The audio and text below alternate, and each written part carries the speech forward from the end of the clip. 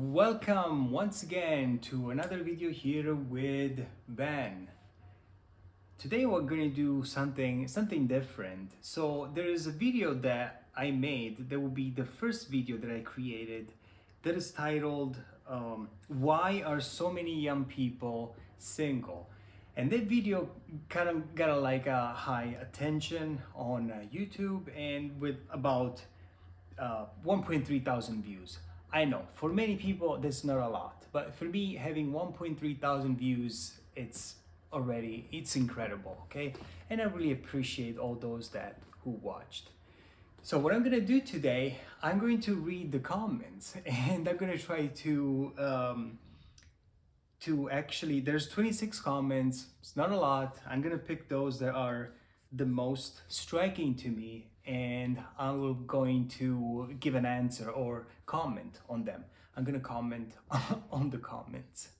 But before we start, just remember to subscribe, share, and comment below. Let us know what you think. As always, this has been really a grateful opportunity for me to actually have a chance to throw out my ideas and see how people respond to it. So let me see. So the first comment is by @JoshuaLibbyTrucker, and this video came out 1 month ago. So he says, I'm single because my job is isolating and women in their early 20s don't want to date truck drivers. It's depressing, but not the end of the world.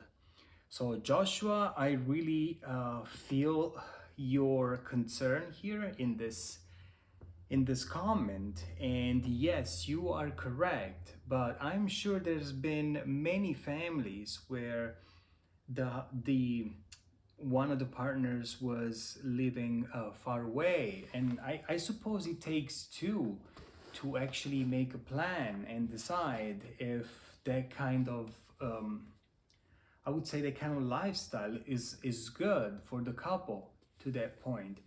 But in here, you just kind of sound like, yeah, you say it's depressing, but not the end of the world. Men have a different way to express our emotion. And I acknowledge that. We never show the full spectrum of how we feel. And therefore, we try to minimize how we feel. We just say, oh, I'm fine, I'm okay, but we're really suffering inside. I'm not saying that this is your case, that's something that concerns you that much, but still, I just wanted to throw it out there and see what I could say to actually give you a hint of what you can do. You never know though, if you find that right person that really can you can share a life with, and they share your way of living, and maybe she's a trucker too. I understand that truckers are away for long periods of time and living long distance, and it is difficult for relationships because if you're not there, it is really hard to share a life, a house, and different things. But I really hope you will find somebody and you will actually be happy, because it's not good to be depressed. Then we have actually somebody wrote you and said, I hope you find someone you're looking for. Then we have this lady here, Sophie Loves 7092. She says, I'm sorry, I just think the answer is more obvious than this. Any guy in his 20s and 30s doesn't want to be with a girl who has had 50 sexual partners, and finding girls who are an incredibly low body count is much harder to find these days. That is absolutely true, because yeah, having many partners, it could be something that is it could put you down if you're actually trying to know this person and it comes out that they have been with all these partners. I understand the concern, but I don't want to put too much emphasis. Yeah, body count matters to a certain extent, because if you're a man, you're actually gonna think about it the whole time, and you say, man, she's been with all these partners, and your brain starts going in different places because somebody that had a really active sexual is been sexually open for to so many other people, it could be a concern to you in the long run. But I don't think it should be necessarily uh, it shouldn't come up. Yeah, you're free to choose in the end. Yeah, I really struggle with this. It's challenging for me as well. But I think people change, and what if they don't tell you that they had that many? I mean, they can still lie to you. What are you gonna do? You probably would never find out. Instead of 50, they would say they had maybe 10. That's still a lot at the same time. But I don't know to what extent. Sure there's somebody out there and that has a low body count. And recently there's also this conversation about trad wives or traditional girls. But are we all traditional at this point? Having a traditional wife that stays at home and takes care of the kids, yeah, many people are willing to do that. But are you a traditional man as well? Are you willing to take the burden and actually support your household and allow your wife to actually stay home? In many cases, that is not really possible because you need a two-income household in order to maintain the house, pay the bills, car loans, student loans, credit cards, and everything that comes with it. So in many cases, it might be really difficult to pull off. But if you're well off as an individual and you can afford to do so, well, by all means, go ahead. Yeah, this is one that I struggle with, but it's not like you're going out there and looking for those that have 50 sexual partners. I mean, you have an idea, it's up to you. You meet this person and you can choose if you really want to be with somebody. I don't know if it's a good gauge, a good. I think everybody's different, and you may actually choose to be with somebody that had 50 sexual partners or not. For some people, it's not relevant. For others, it is. But there is a very insightful comment by Sophie Loves 1792. Okay, now let's go to the next one at Alfred Rex 8354. And here, because that's the most likely time in anyone's life to be single. The average age of marriage is 50. And by age 35, most people are married, cohabitating. US Census. Yes, that is absolutely true. People are getting married later and later in life. And, well, in our modern society, what happens is that both guys and gals just choose to settle down later in their years. And for example, I got married at the age of 26, 25, 26. I had my first child at 28 and my second child at 31. So I think that was really a perfect age. However, the difference is between men and women is that women might really start, if they really want to have a family, age 30 and 35 is really, really close to their limit, I would suppose, their natural limit to actually build a family and have children. While for men, there really is no limit, because even if they get older, they can still procreate in a way. So if you put as in our society, most women choose a career over having a family. However, many might regret it later. And that is true. We have so many options that people delay building a family. That's a really good point. Then here we have Crystal Gate says, I think it's a mistake to group LGBT people together like that when discussing relationships. Especially the T has to play by different rules, and even the LGB have different advantages and disadvantages. To be honest, I think it's usually a mistake to just group together LGBT people. if you want to do research. I do not know what you are trying to say, but if you discuss, I do not know much about LGBT and plus people realities.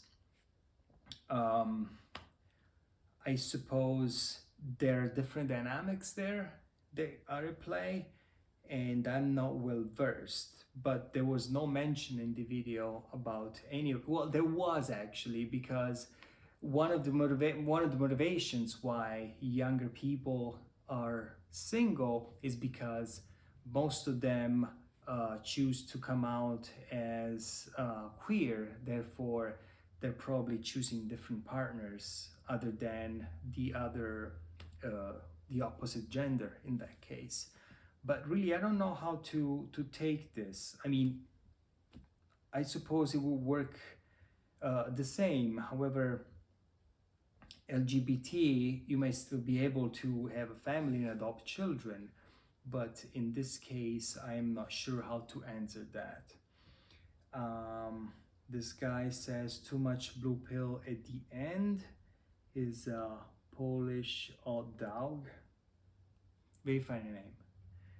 And then Popskull underscore 666 says, I also want to add, I've been married and divorced now from about 2022 and on.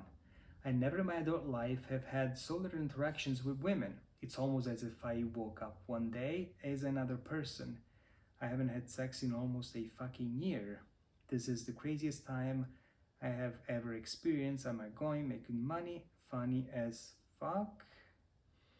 And am I kind of outgoing person that likes to talk to everyone, man or woman? This is absurd and it needs to stop. I have no idea why this is the way it is now. I have been in the exact place where you are now, Popskull, in the sense that I divorced in 2017, and when I got back on the dating scene after some time. It was a disaster. It was after 9 years, I get back on the dating scene. Plus, you just mentioned, I came from Italy and I was immersed in the United States culture here. And I tried the different dating apps because there was a new way to find to find a relationship or a partner. And it's very close to you said a year without sex. Yeah, that was pretty much it. I was really struggling because it's a different reality when you base everything on an app and on a picture where people show off their best times, and most of them have unrealistic expectations. And it's very easy to swipe right or left without really knowing the person. I was coming from a culture where we used to see each other in person and actually meet people through friends. Italians are very sociable people, lots of interactions face to face, lots of talking, and most of the time is also mostly being direct. That's one thing that I brought back after my divorce, being direct with people, in the sense that if I really liked that person, I was going to expressly tell them, like, hey, I really do like you, I would like to see you. And many of these ladies will be intimidated by my straightforwardness in this case. And for me, I couldn't understand it either. I was, I think, fairly good looking and in shape, good character. I have my business in order.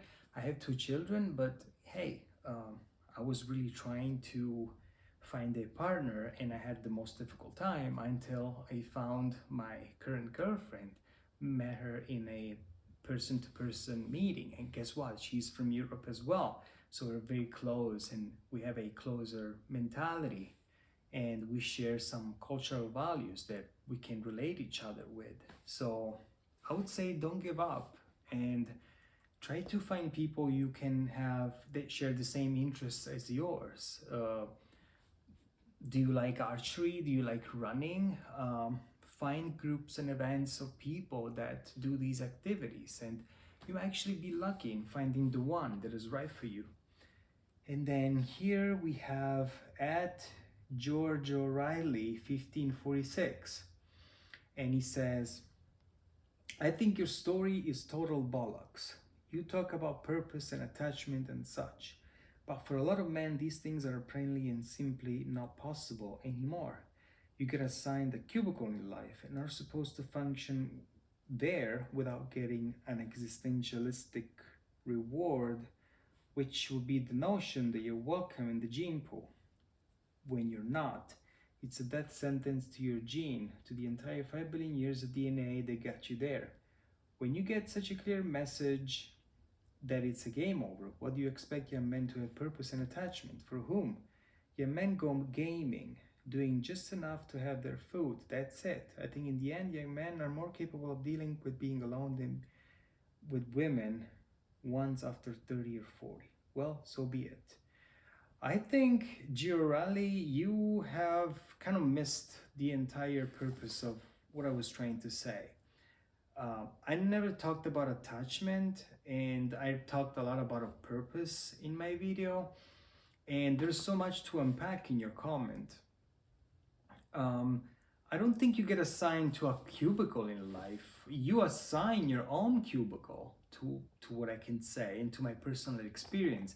I cannot speak for everybody because everybody goes through their struggles and has their vulnerabilities in life, but I think you have a pretty pessimistic view of life. You say that you are assigned a cubicle and you're supposed to function there without getting a existentialistic reward, the notion you're welcome in the gene pool.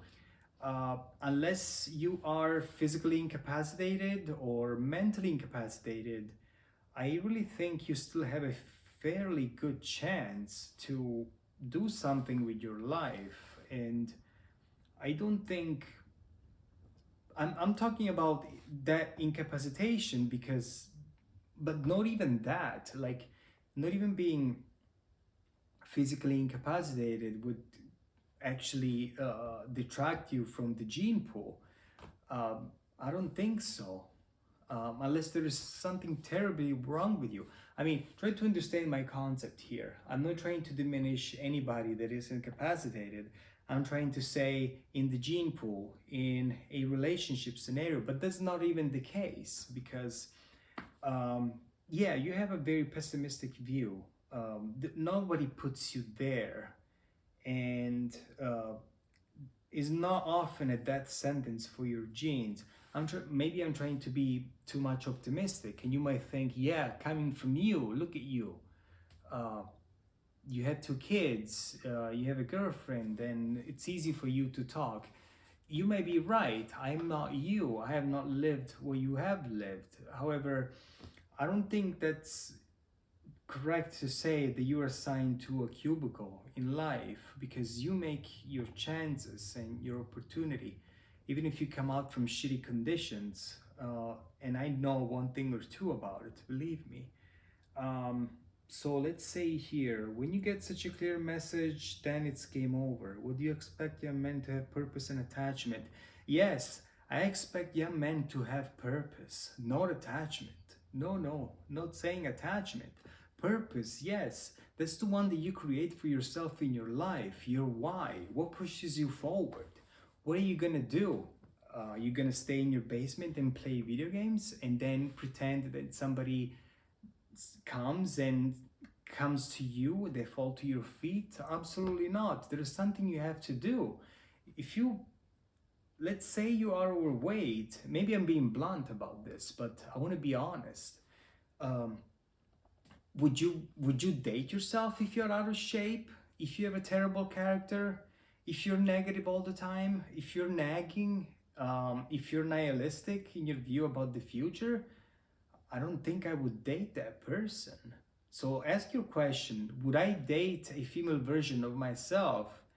There's honestly some work you have to do from your part to get up on your feet, to have a job, to be a productive member of society, to find some good friends, to work on your body, to sharpen your intellect, to read books, to learn a skill, to to do something with your life. It doesn't have to be like this. And then you say attachment for whom?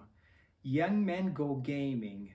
There's nothing wrong against gaming. I was a gamer once, but you need to acknowledge that um, gaming can be fun. Sometimes your life should not be about gaming in the strict sense that you just do that.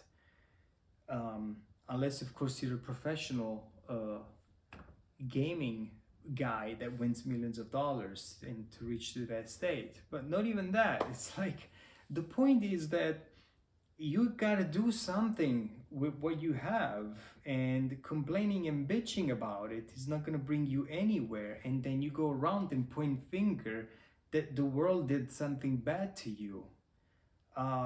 Maybe the fact that you're going through shit is because the world is telling you that there's something you have to change for yourself, that you gotta get up on your feet and go and get what you want. Otherwise, it's not gonna come and get you served on your lap. It doesn't work like that. And yes, it is painful. You might say that is unfair, but life is not fair, and there's no sugarcoating about this. It's what you make of it. What is your why? And what else? Doing just enough to have their food. If you tell yourself that doing just enough to get your food, it means that you will just do that. You will just do the minimum just to get your food and do nothing else with your time and with your life. So you really gotta get out of this mentality.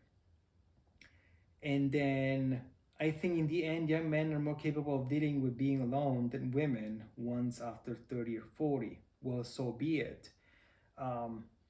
Well, everybody's capable of being alone, and actually being alone, sometimes it's valuable to get you deep and thinking about your life, about what you want to do. But I think we all need somebody to be with someone in the end, and it's better to be with somebody than being alone in the long run. I don't know if you know, but people that live long, sad lives die earlier too. So I don't really want to tell you anything different here. And then being alone than women once after 30 or 40. Well, I don't know, you sound like an incel, but I don't want to really offend you, but I was trying to help you out here. And mine is not an attack on you personally, it's an attack on your comment. And there is really something you can do, and it is up to you what to do. Well, these were all the comments so far, and there were other replies underneath, so I did not want to go to, and somebody was being also rude and attacking, but it's okay. I really don't want to take it personally. So, folks, just have a glimmer of hope. We already have a negative, too many people have a negative view about the future, and it's up to you what you make of it. It's not how much other people want to make you believe. Or at least you have that perception that people or other people, it's their fault if you find yourself in the condition, the bad condition, if you have bad conditions that you find yourself into. So, well, I think this is it for this video, and I hope you didn't take it in a negative way, but sometimes life is not fair, and not everything is supposed to be how can I say, supposed to be beautiful and fine. We go through dark times, and we come up and we grow and we learn. So that's the thing. There's only two things. You either win or you learn. And unfortunately, sometimes it has to be the hard way until you can really reach true joy and purpose in your life. Didn't sound like a Hallmark's card here? No, this is not my My meaning is that sometimes I really went through difficult situations in my past, and I just try to state it as plainly and clearly as I can without sounding like pretentious and abrasive at the same time. Well, that's it for today, folks, and I will see you next time.